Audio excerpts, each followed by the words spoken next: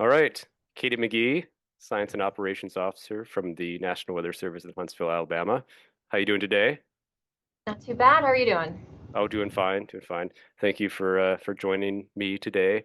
You're going to be the second person to be interviewed during this new series. I don't want it to sound scary or anything like that, but Right.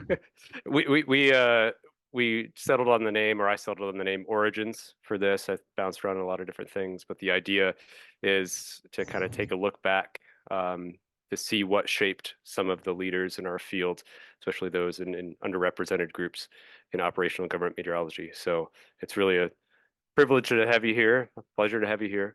We've known each other for a while, going back to when you were a little kid, basically. 2021. All right. There was 2021, was that what it was? No way. just just a wee little something. Yeah. Yeah. It was my senior year when you were my TA. Yeah, so that was back in 20, what, 15? It was longer than 2021. 14 to 15. No, I was 2014. Okay. 21. Oh, you were 21. I see. I totally I totally misunderstood I've you only there. known you for 3 years. Who is this guy? Yeah. Yeah, right. Well, if you were a senior 3 years ago and you're already a science and operations officer, that's very impressive I think career that says more trajectory there. about the state of the agency. Yeah, that's good. Let's bring him in. Well, anywho, um, yeah. So with that in mind, yeah, I know that you've had a little bit of a busy week there. We talked some earlier in the week during a severe weather event that was ongoing there in northern Alabama and southern Middle Tennessee. Can you talk just first a little bit about what your week's been like, from the severe weather to kind of the post-storm data damage assessment? Sure. So when coming into this week, I think for a couple months now, looking at this week, we had gambled. I have this training day that I've been trying to plan for months at this point. It is going to be half a day focused on a DSS simulation, half a day focused on mesoanalysis. We're really trying to prepare our forecasters to be able to deploy during these events. And so when it comes to deploying and working with partners directly, I think what are the two things you need to know? How to work with people and communicate information, DSS, and then also what the heck am I looking at in this environment, mesoanalysis. So excited. We're having the partners come. It was going to be a full day simulation, and we scheduled it for April 2nd. And we knew that was foolish, but it was the only day that worked out in the schedule. And so we were just crossing our fingers and wishing on dandelions for it, and it did not work. So when I was coming into this week, that's what I was preparing for. And then on Sunday, we'd had enough consistency that we canceled it. And so then I come in Monday and I have a bit of the blues. I'm very much in remorse that we lost this training day. And that's when I think the day before events is when I think our phones go off the hook the most. Everybody's calling. You have school superintendents wanting to know, do I run the buses?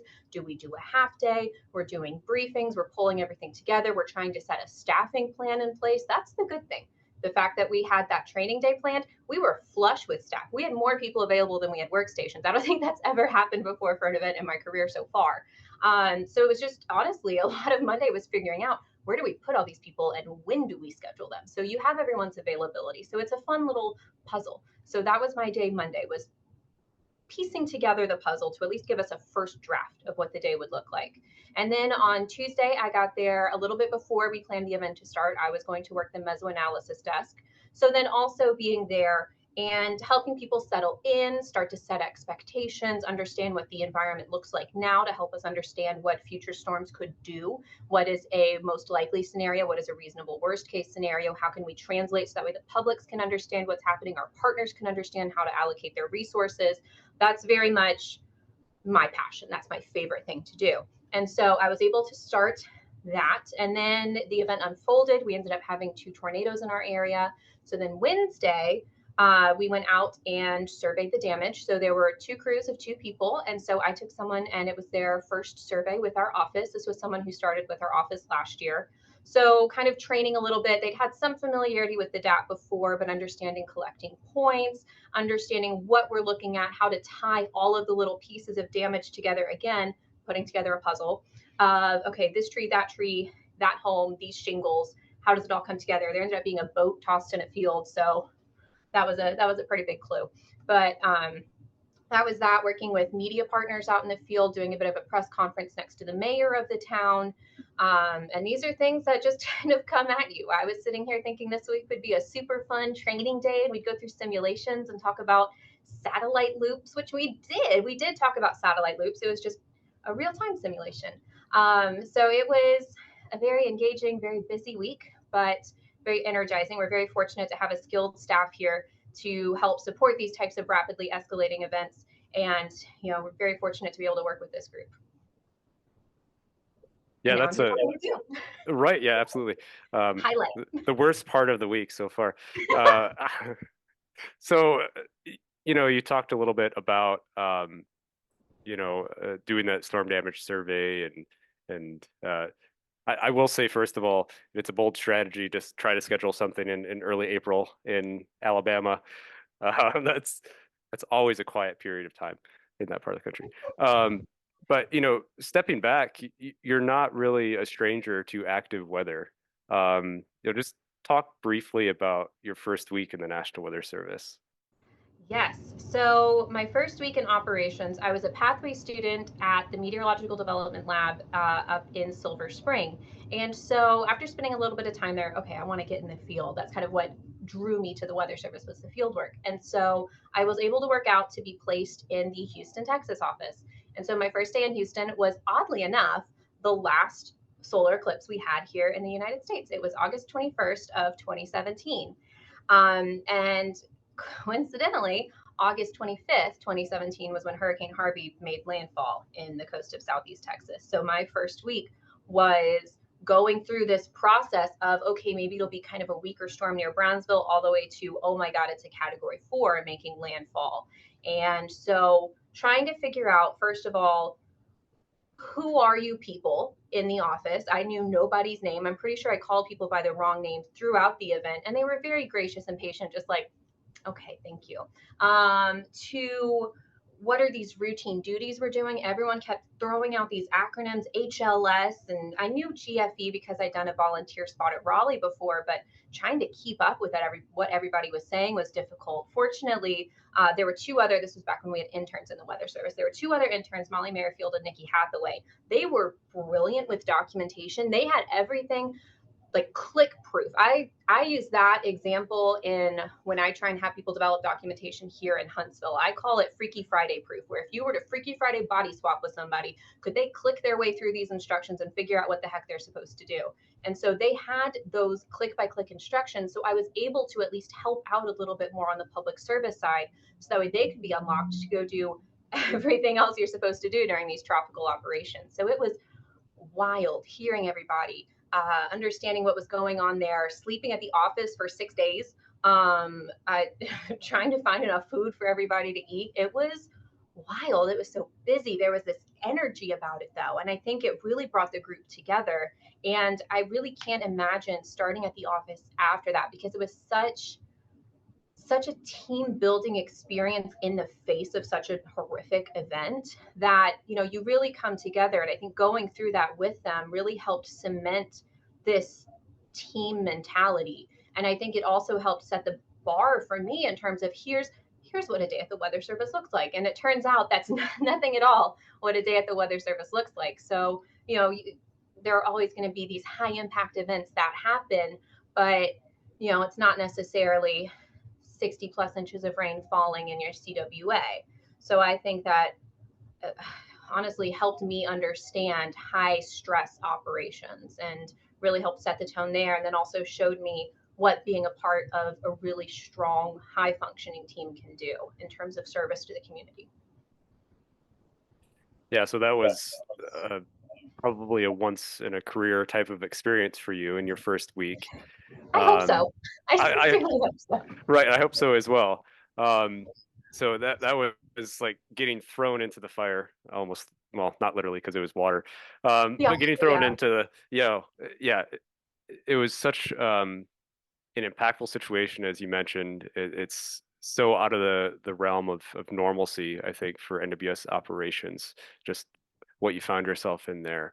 Now you live in a part of the country, and Houston, to an extent, you could say the same thing. But now you live in a part of the country that's dealt with a lot of significant tornado outbreaks over the last 15 to 20 years or so, there's a reality every year that one of these significant tornadoes could affect your community, could affect the place you live. What's it like working in an environment like that, where you know that if you're issuing warnings, you could be issuing warnings for the people you see day to day, week to week. You're issuing warnings for the place where you live or your friends and family members live. And how do you manage that stress that is associated with that in real time and after the fact? Yeah, so I think I'm terrified every single time spring comes around. I think we all have this energy, and you try and draw up these teleconnections. Oh, we had a snow that one week in December. The last time we had a snow that one week, this other event happened that was really high end. And so I think, you kind of hype yourself up, hope, plan for the worst, hope for the best, right? And so we're always preparing.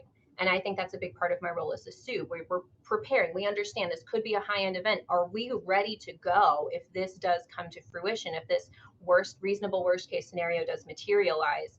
And when it comes to trying to compartmentalize that stress, especially at the beginning of an event, um, it's really down to the team environment. It's down to the leadership in that room, making sure everybody has that mentality where you can be focused. It's because in a WFO, most of us, we're friends. We get along, you understand, and you have this very much mutual respect with everybody. And so when you're sitting there working with your friends, it's very rare you get all these people together at once. So there's kind of a fun, jovial energy, but you have to make sure it's focused. It's fine to be friendly, it's fine to be jovial, but you have to make sure that we're putting the mission first. And so I think it's setting that tone and that sense of professionalism in those events is essential, because things can change at the drop of a hat. And that's what you learn working these severe events. With hurricanes, you can see them coming. Yes, there's rapid intensification, but it's nothing like rapid intensification of a supercell or a QLCS. You have the scale of seconds to minutes to respond to those. And so making sure that everyone has their game faces on and we're focused. I think compartmentalizing the stress in terms of I'm warning on a house that my family is in, that my friends are in, and they're in that polygon.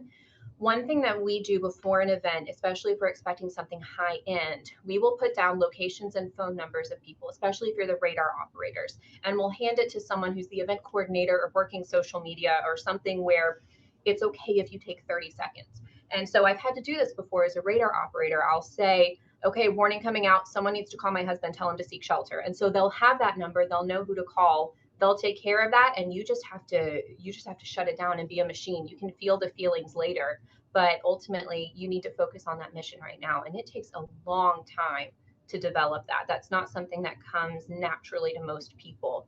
And so I think that's part of helping people understand who come into this agency. You are a human, and I think bring your whole self to work, but you also have to understand that there are going to be times where if you need to step away, you need to communicate that and have someone else ready to step in, especially as the radar operator too. So it can be very, very high stress.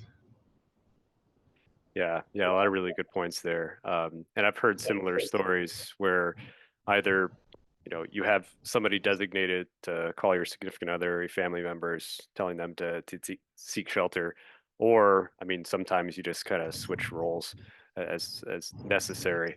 Like somebody else can take over the warning duties as needed. But it depends very much on the personality of the office, and so it's about knowing your staff, and you being the SOO, you know your staff very well. So we've talked a lot about the high impact events thus far and kind of the operations they're in. But what's the day-to-day job like as a SOO? Ah, there's no such thing. That's what I always say. Every day is different, which I mean is a characteristic of meteorology in general, right? There's always something new to analyze. So ultimately, I see my job as a SOO as three different things. I need to make sure that everybody at the office is prepared for the job they have right now, prepared for the job they'll have in the future, and also I'm helping them meet their goals. So I see those three main things kind of as the core tenets of what I want to represent as a SOO in terms of who I am in the office. And so day to day, that could look like anything from today I sat down and did some one-on-one simulations with somebody. Other times it could be I'm working on developing some type of training outline, a broader plan. I'm helping somebody develop a drill. It could be I'm working on documentation for a policy.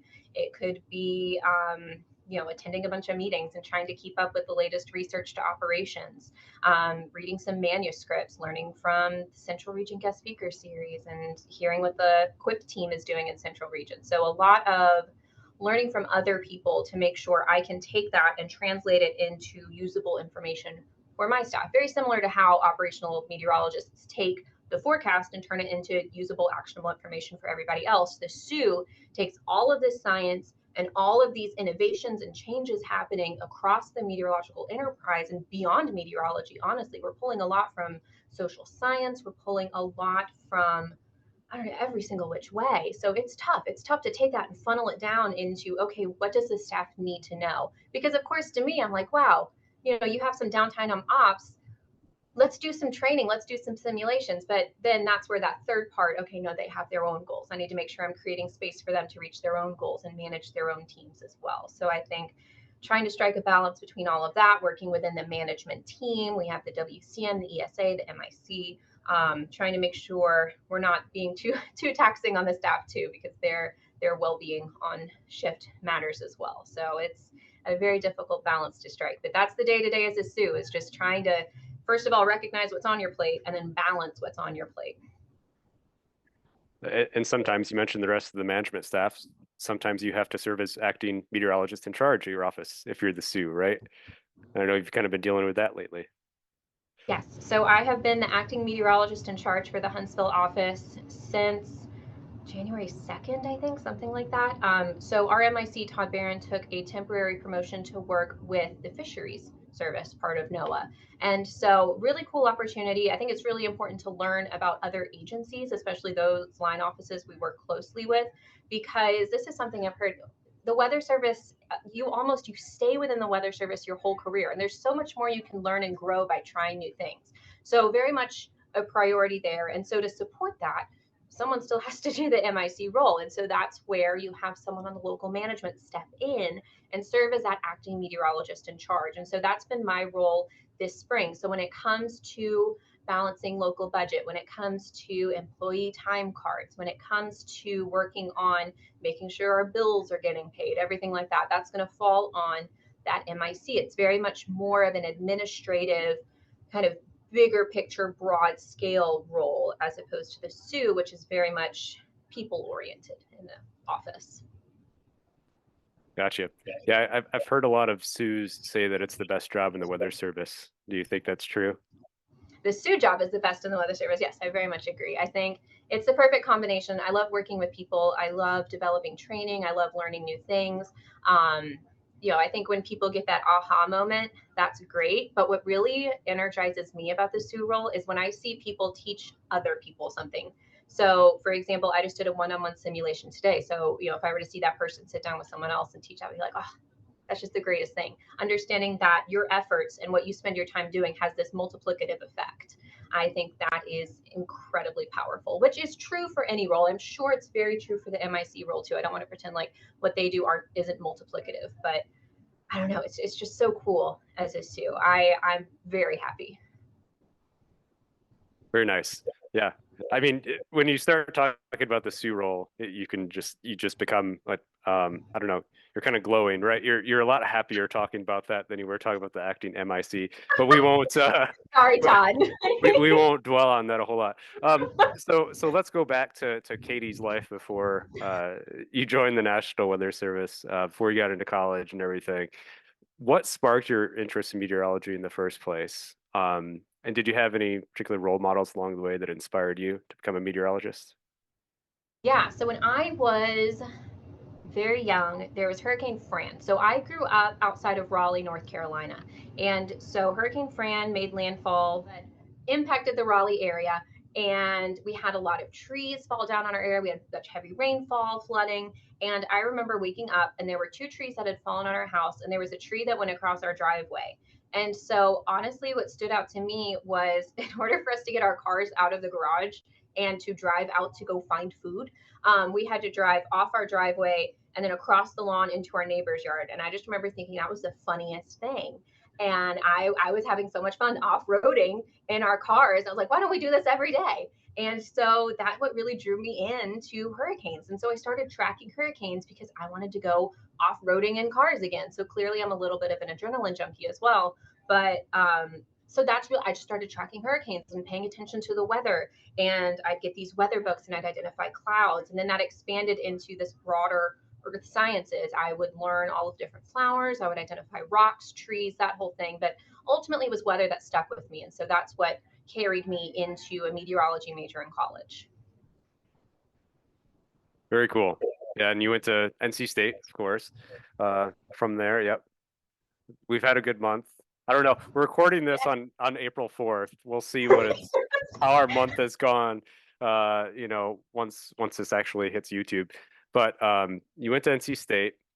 Um, you know, you had a lot of different activities that you participated in outside of just class. And I know when you were a senior, maybe before that, you were the drum major in the marching band. Is that right? So how did that help you in becoming a leader in your professional career? Some of these other leadership opportunities outside of meteorology.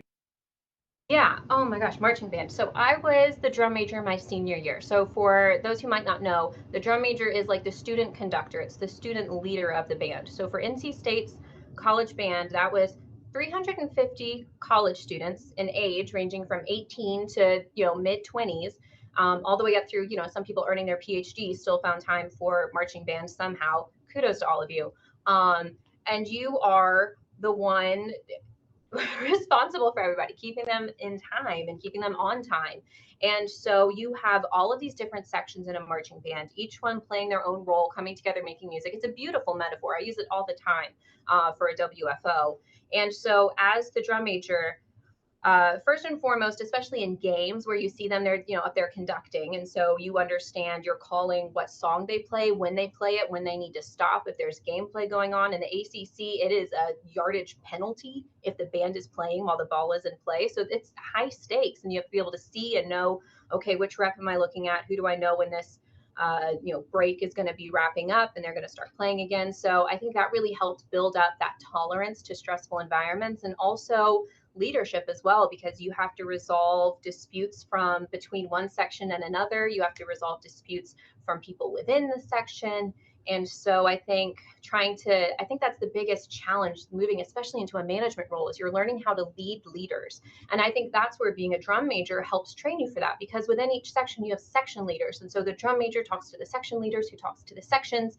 And so you understand how to navigate within that type of hierarchical situation. I don't know, we'll pretend like that's how you pronounce it. And so I think that really helped build up my self-confidence as well, because I never really saw myself as a leader until I got that drum major role in high school first. So I was a drum major my junior and senior year in high school too. Flute player, they forced me to play piccolo in college. I very much prefer the flute. So then I had the opportunity to be the drum major as well, and you have to audition for it. But I think that was very much a formative experience for me on my leadership journey too. Throughout your education, this could be high school or college. But were there any experiences or opportunities you could point to as being instrumental in helping you kind of get to where you are today? Yeah, I think especially within the meteorology realm, what really helped me understand my niche, because there's so much you can do with this degree. I mean, I know coming into it, and I think especially to people we tell we're meteorologists, oh, what channel are you on? Which is great. Big respect to the broadcast meteorology community, but apparently it makes up only about 10% of meteorologists. So that's usually what I open up with, to let them know I'm a real statistics nerd and invigorate the conversation. But I think I took a broadcast class in undergrad with Nate Johnson at NC State, and that was so cool when it comes to building communication styles. Believe it or not, I used to talk with my hands more than I already am right now. And so he helped cut that habit out for me a little bit. And learning how to publicly speak, learning how to transition from one topic to another, understanding how to extemporaneously describe weather phenomenon in a way that eliminates a lot of jargon, it's tough. And so taking that class, first of all, helps you understand what your broadcast partners are doing, but then also helps you force yourself to understand the weather a lot better, because you're explaining it to people and you can't use things like vorticity advection or, thermodynamic profiles. You really have to work hard. So I think that was a big challenge. Other ones, I was a waitress at Chili's for a little over a year. I think that taught me how to work with people. You see the best and the worst in humanity when you're in the service industry. So I think that really helped. I did an internship with AccuWeather. That was really cool. That taught me that I really loved operational meteorology and forecasting and working as a team. I think that really helped cement that experience for me. But then ultimately, it all culminated my senior year. I did a volunteer position with the Weather Service in Raleigh. And so that combined this love for communication that the broadcast side built up, this love for forecasting that I really identified at AccuWeather. And then my senior year, I started to dabble a little bit in the research side as well. And so I think that was that third pillar, and I feel like I'm overusing the pillar metaphor here, but that third part component of what I wanted to do with my career after school in terms of the weather service. And so that really helped solidify those three aspects for me. Yeah, and I remember when you were getting finished up with undergrad, we talked a little bit about what you wanted to do next, and you've kind of you faced a decision point between going to grad school. You ended up going to UNC Charlotte, but or if you wanted to maybe just go straight into the professional field. Um, what factors contributed to that decision to end up going to graduate school for your master's? Oh my gosh. I remember very distinctly sitting with you on like the fourth floor of Jordan having this conversation, and like this is existential crisis for me. I don't know where I'm going to be living like 2 months from now, and I hate it. I'm very much a planner. I want to know where I'm going to be. So it's very stressful for students in that position. I think everybody who is a professional has felt that. When it came down to me understanding whether I personally wanted to go into professional service and start job seeking versus go to grad school, it really was how prepared did I feel to take a full time job. I think we all feel quite a bit of burnout, especially once we get to our senior year of undergrad. And that's not to say I didn't feel burnt out. It was just I didn't feel ready to go into a professional job. I didn't feel like I had fully formed into, which I mean, we're all still forming. I'm never fully, I'm not a fully formed person right now, but I mean, I felt like I had a lot more growing to do. And so I think that's what really pushed me towards grad school. And so I was very lucky to have been selected to work with Dr. Casey Davenport out in UNC Charlotte. Go Niners. And really, really grew a lot in that experience too. I think that's another leadership opportunity, serving as a teaching assistant, conducting research on your own is very much, you learn a lot about yourself going through the research process, writing a thesis. So it's much better if you have a fantastic partner and leader like I did in Casey. But yes, I think grad school, I definitely had a lot more growing to do. And so that's what pushed me in that direction. I think you, Keith, were very fundamental in helping me navigate that space as well. Yeah, I'm glad you ended up working with Casey. I know that she's a great mentor. I I worked with Casey very briefly for about a year at NC State, so we shared an office together and got to know her pretty well then. Still see her at conferences and things like that, but I know that she really cares about the educational process and being there for her students. So it was a great opportunity that you had there. Um, Speaking of mentors, did you have any particular mentors during your education or during your early career, that helped kind of guide you to where you are now? Yeah. Oh my gosh. I feel like every step of the way there was like a group of people there kind of holding my hand like, no, Katie, go this direction, try this, figure this out. Nobody is where they are without guidance, without mentors. So I am going to forget so many, like there were so many. I think in undergrad, the one that stands out a lot to me is Gary Lackman. I think he helped push me towards that weather service internship. He really helped me build my confidence. He had us do briefings in our synoptic meteorology class. And so really helping, no, you do know what you're talking about. Let's just phrase it this way. Let's just try this. Like, oh, here's actually what frontogenesis is. I'm like, oh, thank you. So I think it's tying in that science and that confidence building. I think that's what really makes a great mentor in meteorology. Someone who pushes you. You don't want someone who just pats you on the head and says, no, sweetie, you're doing fine, which feels good. But you need someone who forces you to grow a little bit too. So I think, definitely this one TA I had, I think, Keith, you really helped a lot too, because you were my TA for synoptic and mesoscale. So seeing that growth, and I think helping both me and my peers and everybody in those classes kind of understand areas for improvement, but also areas that we're doing well. I think that's something that a lot of TAs don't always focus on. They just know X, X, X, X. And then, but recognizing the contributions people are making, the efforts they're making, really helping build them up before you tear them down. I think that was very much a strength of yours as well. And then in grad school, it Are you was saying that I had a strength at tearing people down? yes, you are such an antagonist in my life. What you can't see on the other side of this camera is your face with a target on it. I'm just kidding. Keith and I are very good friends, I promise, if you can't tell. And then in grad school, it's very much Casey. It was my peers in grad school. We still are in group chats and we talk all the time. Such a close community there, especially at Charlotte. It's a smaller graduate community, which I think is what drew me to that program as well. You get a lot more time one-on-one with your advisor. You really build a community within that meteorological program in grad school.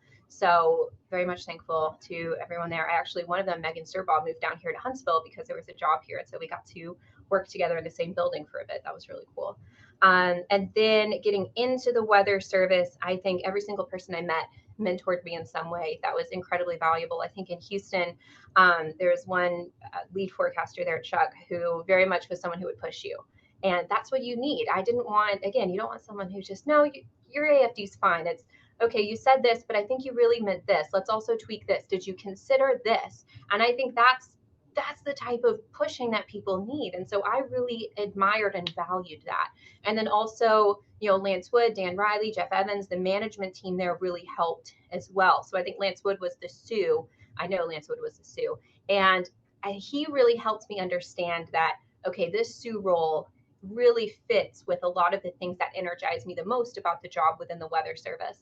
And so that's where I first started getting mentored into this role. And then when I got to Huntsville here, Brian Carcione, who was the SOO before me, really helped give a lot of space for me to try new things, to tinker, to make mistakes and provide top cover and help me recover from those mistakes. I think that's important, to give people space to fail, because that's where you learn. And then help pick them up afterwards. So I think that's very much something Brian did very well. So I think it's been so many amazing people along the way. I know Randy Graham was a formal mentor of mine through a National Weather Service mentoring program. We still talk a lot. And so he helped expand my network and introduce me to people that he knew and help make those connections as I started preparing myself a little bit more formally for the SOO role, because I could kind of read the writing on the wall and understand that, that opportunity would be a little bit closer than I originally had thought. So I think those are some of the many, many people who have helped me along the way. Awesome.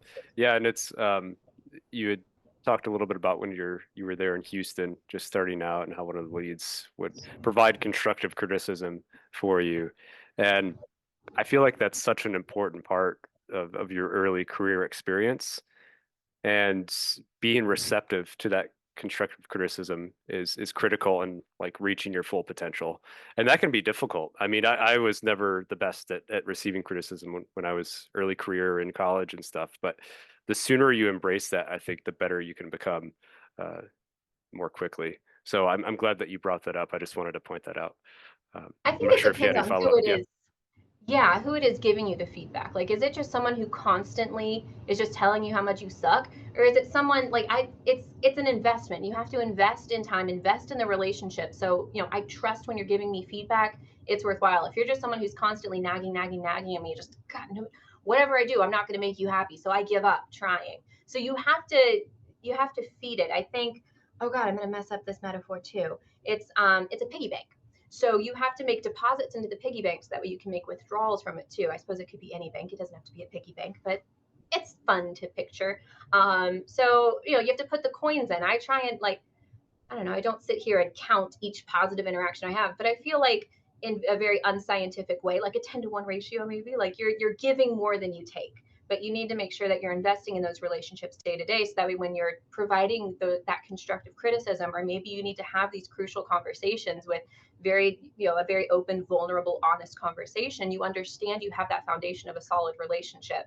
So I think in that aspect it pays off. But then also, like we discussed earlier, in stressful operations, I know you and I know your signs of stress, so I understand when I need to pull you aside and say, hey, look, I know you really want to be in this role, but it looks like you might be struggling a little bit. Are you okay if we? And I wouldn't say struggling, spruce that part up. But, can we maybe try swapping you into this other role just to help you refresh? Or do you need to go like sit down for 10 minutes and take a break and then come back? I'll cover for you, something like that. So I think that's where that investment really pays off too. Yeah, for sure. I've heard of that called like the relationship balance or something like that too, like a positive and negative balance based on withdrawals and deposits, as you noted. But yeah, it's I guess said another way, it's about building that mutual trust and respect for one another. So you know when they're telling you something you need to hear versus just, well, like you said, I'm never going to be good enough. So why even try to address your feedback or your criticism? So, yep, very, very good. Um, so only a couple more questions here. I know we're getting close to an hour. Um, but I know that since you joined the National Weather Service, you've been a really strong voice for women in meteorology. You had some presentations here with BOGM actually, and at conferences about how to encounter sexism in the field. Um, Now you're just, one of a few female SOOs in the National Weather Service. I'm not sure how many there are, but I think I can count on one hand at this point. Um, so could you talk a little bit about your experiences as a woman in what's traditionally been a male-dominated field, and how can we do a better job of ensuring that more women like you have these leadership opportunities in the future? Yeah, I think everyone I've encountered professionally like has been amazing. We had a national SOO meeting last year in Denver, and I think multiple times a day, different people would come up and be like, "Do you feel okay? Do you feel safe? Has anyone said anything?" Like they're constantly checking in to make sure it was a very safe environment. I love the SOO community. I think where I might get the most surprise is interacting with other people and introducing myself. Who, people in the scientific community. I'm the SOO in Huntsville. They seem a little taken aback, which maybe it's an age thing, maybe it's a gender thing. I try not. I just roll with it. We got other things to talk about. But those things they add up. You notice. So I think that's how I've come into this role a little bit. That's how at least I perceive these interactions. When it comes to how to bring more diversity in, at least from my perspective as a female, I feel like when I first got in, I'm a very outgoing person. And so it was, oh, go do this outreach, go to this DSS. This is who you're going to be such a great WCM. You love partner interactions. And I do, I really do. But I don't know, it wasn't my favorite part, right? So I think giving people the latitude to experience everything that this job has to offer, and I think meteorologists, especially in the weather service, we're doing so much. Um, give opportunities to build expertise, try new things, and see what people like as opposed to what you perceive their strengths to be, because there could be a gap there. So I think that is one way. Another one that I've been pushing a bit is that women typically apply for jobs whenever they meet 80 to 100% of the criteria. And so we need to really take a hard look at the jobs that are being advertised on USA Jobs, the job descriptions that are being posted. Does it accurately represent, first of all, what the SOO does now, but then also how we see the SOO role evolving? And so Southern Region has done a fantastic job with that. I think for the Brownsville SOO bid, and I want to say the Key West one. I think for both of those, they had changed the traditional USA Jobs questions to really reflect more what the SOO role is focusing on. And that's not to say the SOO doesn't do research, doesn't program anymore. I still very much, it's like a choose your own adventure. If you want to focus on research and programming, that's great. We're focusing so much more on mutual aid and mutual efforts. We need that role. And I think that's where some of, maybe my advertising in the past with, oh, like the U2 can be a SOO. I definitely don't mean to say that we're undermining the valuable contributions of people who are very strong programmers and strong researchers. We very much need that. It's just that's not the SOO. That's not what you have to do. If you're very much more about building connections, if you're very much more about simulations and exercises and training, that is perfect too. Mentoring other people, working with students. There's so much that this role needs to do that one person can't do it all. So find a buddy with complementary skills and you're golden. And so I think that's what it's more about, is building that network with diverse skill sets. And therefore, for that, you need diverse backgrounds. And so really emphasizing that in our recruitment and, mentoring efforts as well. That's going to be instrumental. Yeah, and you touched on a really key point there about the SOO position, and this is for anyone who's interested in becoming a SOO at some point, is that you can really shape the position. Like it's not like the other management roles within a weather forecast office. Like a WCM, I feel like you have a strict set of criteria that you have to meet. You really have to prioritize your partner interactions, and a lot of people are really passionate about that. So we have no problem, I don't think, like finding really good WCMs in the National Weather Service because there are a lot of people who have that skill set, have that interest, and can prioritize those folks. MIC, like you said, there's a lot of like budgeting aspects and more administrative tasks that need to get done first. That becomes the priority. But with the SOO, you can work a lot with students. You're teaching a class, right, in your free time. I know another SOO who's doing the same thing right now. You have folks who are heavily involved in kind of the AMS journal process and are editors at journals. You have folks working on modeling studies and research primarily. So yeah, the SOO is a very diverse position, and I feel like it's kind of had a reputation of a long time of being like stuck behind the computer, just typing away, and that's not the case. So I'm glad you brought that to light, and I'm hoping like through this and through the You Too Can Be a SOO webinar and a lot of other efforts that you and other SOOs um, have been a part of can really diversify our panels going forward and get some really good SOOs in the positions that really they're probably made for, and they just don't realize that they would excel in that role. Um, so kind of speaking on the recruitment efforts and things like that and wrapping up here as we get to the top of the hour, do you have any advice for students or early career folks who might be outside of operational government meteorology? What could they do to have a career like yours? Sure. I think what really helped me along the way was just all these bits and pieces of experiences. And so whenever I talk to students, just apply for everything, try everything. By my junior year, when I took that broadcast class, I pretty much knew I didn't necessarily want a broadcast career, but I still took it because there's so much to learn from there. There's so much to learn from all of these experiences. Try something in the private sector, try something in broadcast, try something in I don't know, a sector that doesn't necessarily exist yet, and learn and take bits and pieces of that really energize you and really make you excited to show up for that, and then move forward, work with your network, and try and find a role that combines all of those, or at least most of them, into something that would make you excited to go to work each day. For me, the weather service aligned perfectly. I recognize that's not going to be everybody.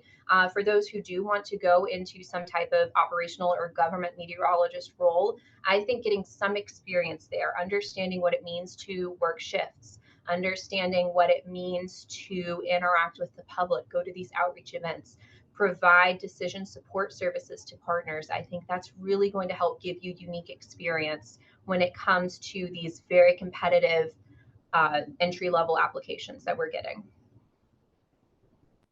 All right. Well, with that, Katie Magee, the SOO at the National Weather Service in Huntsville, Alabama. Thank you again for your time today and for joining me here in the Origins series. My name is Keith Sherburn. I'm the chair of the board for operational government meteorologists through AMS, and we're going to try to keep doing one of these every couple months or so for the rest of the year until my term as chair is wrapped up, and I transition it over to Patricia Vollmer, who will be the next chair of the board. But any final words, Katie, before we wrap up? Thank you so much for having me. For everybody watching, thank you. It takes a team, so definitely thank you to all of the amazing teams I've been a part of so far, and I can't wait to see the rest of the series.